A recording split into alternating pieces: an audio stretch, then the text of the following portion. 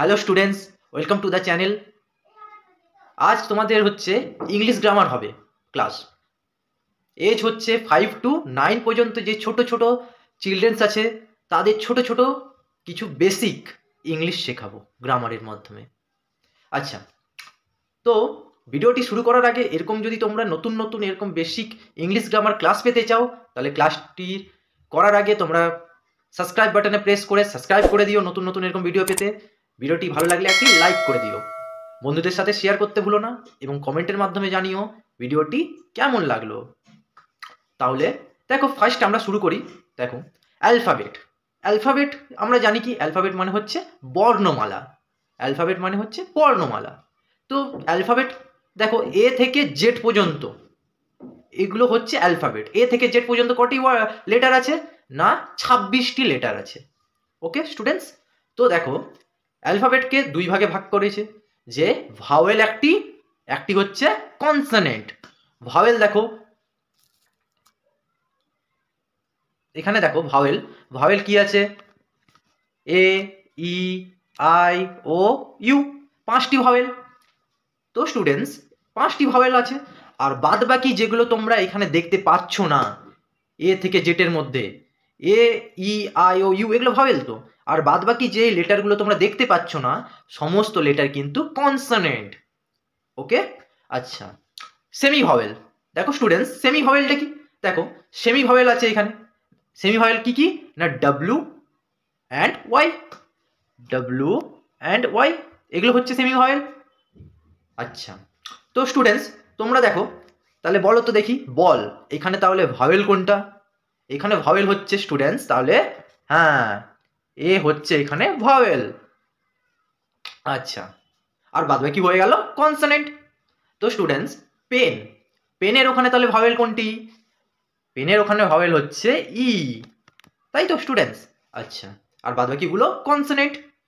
Same ভাবে ডোর, ডোরের ওখানে দেখো কি আছে, কোনগুলো ভাওয়েল না, ডবল ও যে আছে সেগুলো হচ্ছে ভাওয়েল, আর বাদ বাকিগুলো কনসোনেন্ট। আচ্ছা, ম্যাট, ম্যাটটা দেখো স্টুডেন্টস, তো এখানে তোমরা দেখো যে ভাওয়েল কোনটি বলো তো না, এ, এ হচ্ছে এখানে ভাওয়েল। আচ্ছা, তো স্টুডেন্টস আর বাদ বাকি এখানে কনসোনেন্ট আছে। তো স্টুডেন্টস তোমরা বাড়িতে এইভাবে ভাওয়েল কনসোনেন্ট প্র্যাকটিস করো, ঠিক আছে, আলাদা আলাদা। আমরা নাম্বারটি দেখো কি আছে না, use of a and the, এগুলো কখন কখন ইউজ করব সেইগুলি আমরা জানবো। তো ফার্স্ট অফ অল তোমরা জেনে রাখো যে কনসোনেন্ট সাউন্ডের আগে সবসময় এ বসে। 2, ভাওয়েল সাউন্ডের আগে সবসময় অ্যান বসে, আর যেটি একটি মাত্র অস্তিত্ব বোঝায় তার ক্ষেত্রে দা বসে। ওকে, তো দেখো আমরা 3টি এক্সাম্পল দিয়ে দিয়েছি, 3টে এক্সাম্পলের মধ্যে আমরা এখানে করিয়ে বোঝাচ্ছি। তো দেখো স্টুডেন্টস ফার্স্ট কি দিয়েছি না, 1 নম্বরে আছে ড্যাশ ট্রি।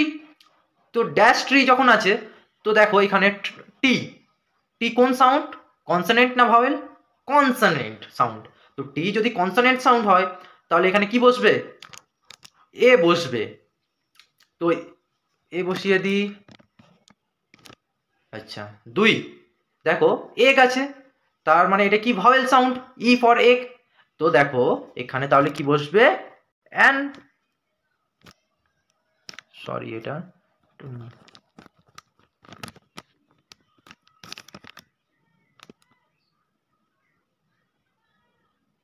অ্যান বসলো।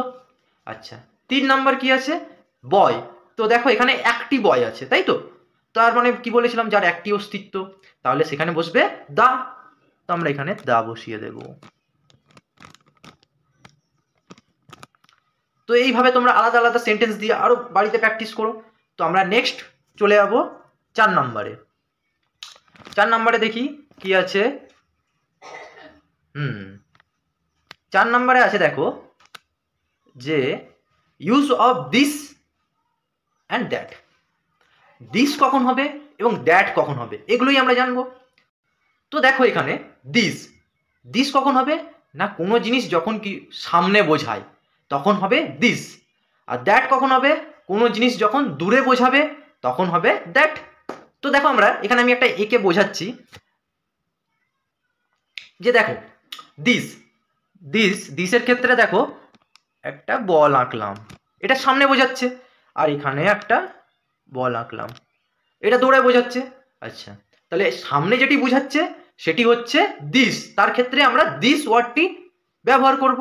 আর দ্যাট ওয়ার্ডটি কখন ব্যবহার করব? যেটি দূরে বোঝাচ্ছে, যেটি দূরে বোঝাবে তার ক্ষেত্রে আমরা দ্যাট ইউজ করব। নেক্সট, তাহলে এটা বোঝা গেল। নেক্সট দেখো, আচ্ছা এরপরে দেখো 5 দিস অ্যান্ড ডোজ। আচ্ছা, কখন এগুলো ইউজ করব?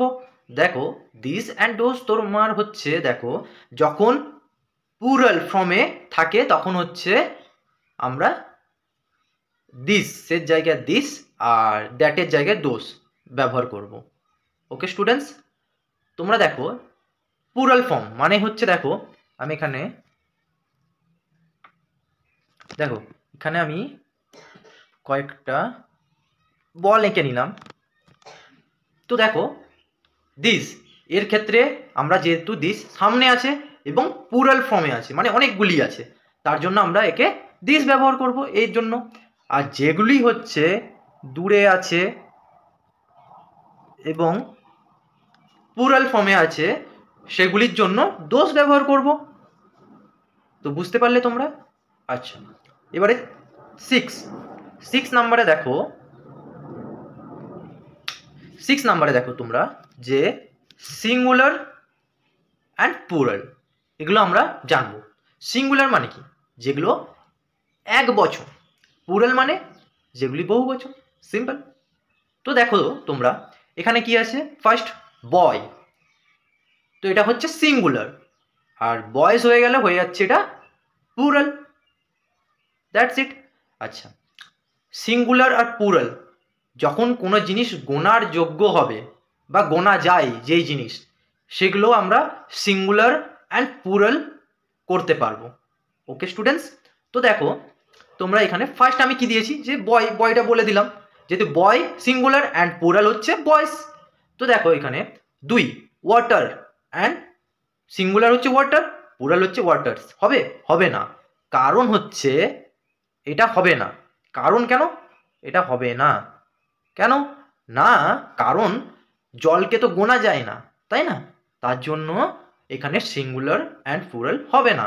যে জিনিসগুলো গোনা যায় সেগুলিই হবে হচ্ছে সিঙ্গুলার অ্যান্ড প্লুরাল, আমরা ভাগ করতে পারবো। ওকে স্টুডেন্টস, তো সিঙ্গুলার এবং প্লুরাল তো বুঝলাম।